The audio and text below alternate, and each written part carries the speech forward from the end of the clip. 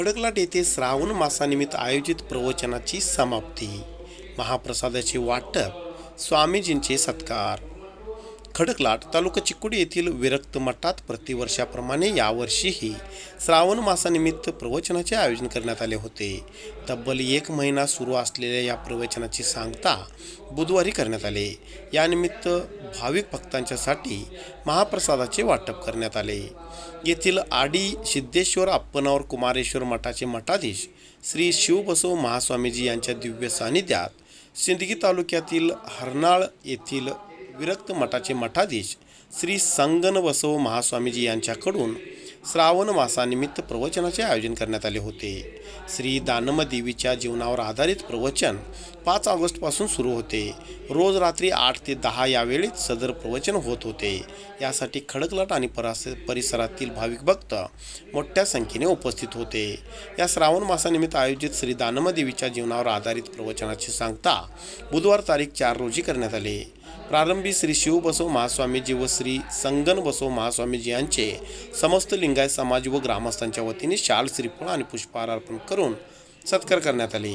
यावेळी संगनबसव महास्वामीजींनी श्री दानमादेवीच्या जीवनचरित्राची शेवटच्या अध्यायाची माहिती देऊन सांगता केली. यावेळी सुनील सावंत्रे व दाम्पत्यांच्या हस्ते आरती करण्यात आली. यानंतर उपस्थित स्वामीजींच्या हस्ते महाप्रसादाचे वाटप करण्यात आले. यावेळी गावातील महिलांच्याकडून पुरणपोळी व शेंगदाण्याच्या पोळ्यांचे शिदोरी आणण्यात आले होते. या शिदोरीचे वाटप करण्यात आले. यानंतर उपस्थित भाविक भक्तांच्याकडून स्वामीजीचे दर्शन घेण्यात आले आणि श्रावण मासातील आयोजित प्रवचनाची सांगता करण्यात आली. यावेळी लिंगायत समाजाचे अध्यक्ष सतीश पाटील, भीमा बडके, चंद्रकांत कोट, सुनील सावंत्रे, किरण पाटील, केदार कमते, यलगोंडा पाटील, सुंदर पाटील, चंद्रकांत भडगावे, माजी ग्रामपंचायत अध्यक्ष राजू हेग्गांना, मल्लू चिंचणे, पैलवान रामू हेग्गांना, आडव्याप्पा फन्नक, नवरकल्लाप्पा पिंपळे आदींसह भाविक भक्त महिला मोठ्या संख्येने उपस्थित होते. सुंदर पाटील यांनी आभार मानले.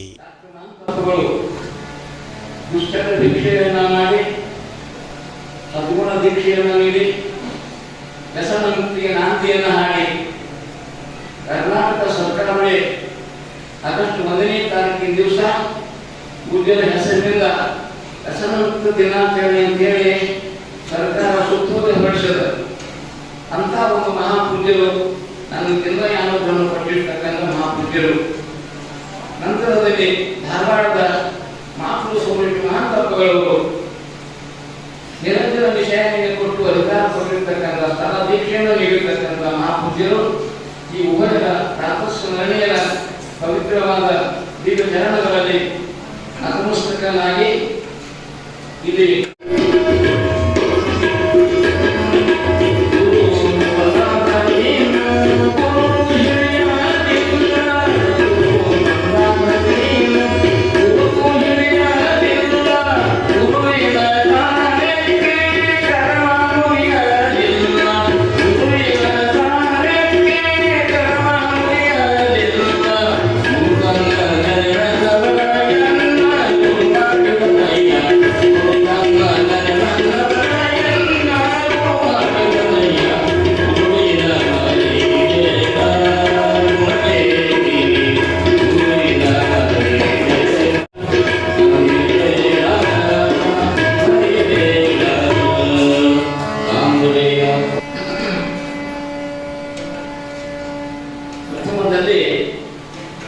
ಜಗದಾದಿ ಜಗದ್ಗುರುವರನ್ನು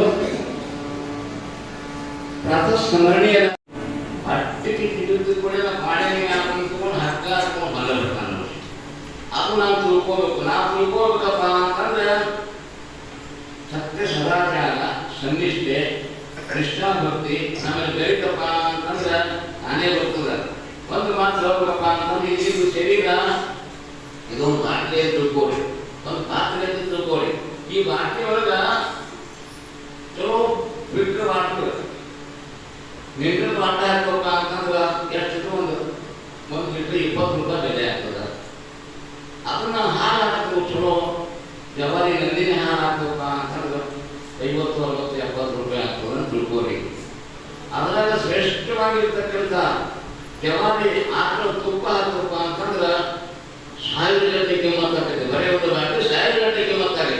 ಒಂದೇ ಒಂದು ಬಾಟ್ಲಿನ ಮತ್ತ ಒಂದೇ ಒಂದು ಲೀಟರ್